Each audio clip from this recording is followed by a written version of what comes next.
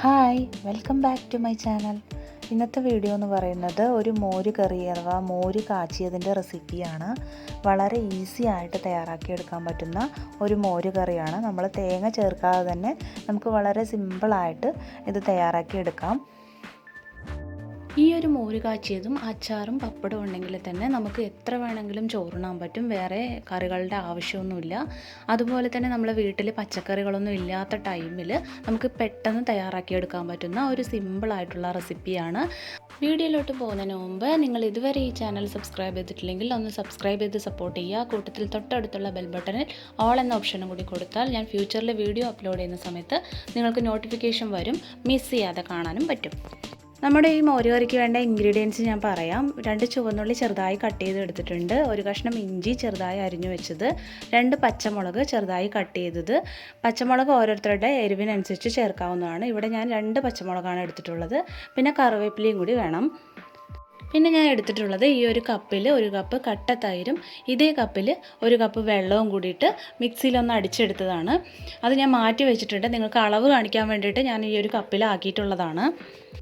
ഇനി ഈ മോര് കാച്ചിയത് താളിക്കാൻ ആവശ്യമായിട്ടുള്ളത് കുറച്ച് കടുക്, ഉലുവ, അതുപോലെ തന്നെ വറ്റൽമുളകും കൂടിയിട്ട് ആവശ്യമാണ്. അപ്പോൾ നമുക്ക് വേഗം ഇതെങ്ങനെയാണ് തയ്യാറാക്കണമെന്ന് നോക്കാം.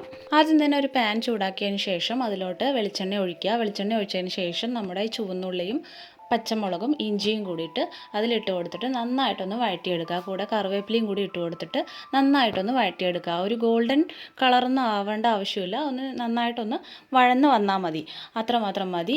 അതിന് ശേഷം അതിലോട്ട് നമ്മൾ മഞ്ഞൾപ്പൊടിയാണ് ഇട്ട് കൊടുക്കുന്നത്. മഞ്ഞൾപ്പൊടി ഇട്ട് കൊടുത്തിട്ട് മഞ്ഞൾപ്പൊടിയുടെ പച്ചമണം മാറുന്നത് വരെ നന്നായിട്ടൊന്ന് വഴറ്റിയെടുക്കുക.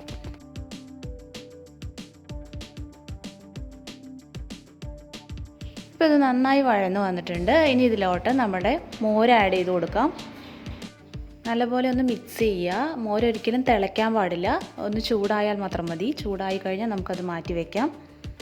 ഈ ഒരു ടൈമിൽ നമുക്ക് ആവശ്യത്തിന് ഉപ്പും കൂടി ചേർത്ത് കൊടുക്കാം. നമുക്ക് എത്രയാണോ വേണ്ടത് അതിനനുസരിച്ചിട്ട് ഉപ്പ് ചേർത്ത് കൊടുക്കാം. അപ്പോൾ ഓവർ പുളിയുള്ള തൈരാണെന്നുണ്ടെങ്കിൽ നമുക്ക് ഉപ്പ് കുറച്ച് ചേർത്താൽ മതി.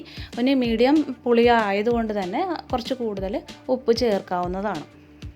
നമ്മുടെ ഈ മോര് ഒന്ന് ചൂടായി വന്നിട്ടുണ്ട്. ഇനി ഇത് നമുക്ക് മാറ്റി വയ്ക്കാം, വേറൊരു ബൗളിലേക്ക് ഒഴിക്കാം.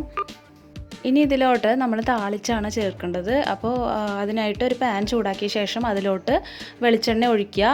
ഇനി അതിലോട്ട് അല്പം കടുകും ഉലുവയും ഇട്ടിട്ട് വറ്റൽമുളകും കൂടി ഇട്ടിട്ട് നന്നായിട്ടൊന്ന് മിക്സ് ചെയ്തിട്ട് ഇതിലോട്ട് ഒഴിക്കാവുന്നതാണ്. കുറച്ച് കൂടുതൽ വെളിച്ചെണ്ണ ഒഴിച്ചാൽ നല്ല ടേസ്റ്റ് ഉണ്ടാവും മോരിന്. വളരെ ഈസി ആയിട്ട് തയ്യാറാക്കാൻ പറ്റുന്ന നമ്മുടെ മോര് കറി ഇവിടെ റെഡി ആയിട്ടുണ്ട്. അപ്പോൾ നമ്മൾ ഈ മോര് കറി അച്ചാറും പപ്പടവും ഉണ്ടെങ്കിൽ തന്നെ നമുക്ക് സുഖമായി ചോറുണ്ണാം. അപ്പോൾ ഈ വീഡിയോ നിങ്ങൾക്ക് യൂസ്ഫുൾ ആവുമെന്ന് വിചാരിക്കുന്നു. യൂസ്ഫുൾ ആവുമെങ്കിൽ ഫ്രണ്ട്സിനും ഫാമിലിക്കൊക്കെ ഒന്ന് ഷെയർ ചെയ്ത് കൊടുക്കുക. ഈ വീഡിയോ ഇഷ്ടപ്പെട്ടെങ്കിൽ ലൈക്ക് ചെയ്യുക, കമൻറ്റ് ചെയ്യുക, സബ്സ്ക്രൈബ് ചെയ്യുക. അടുത്ത നല്ല വീഡിയോ ആയിട്ട് കാണുന്നത് വരെ എല്ലാവർക്കും ബൈ.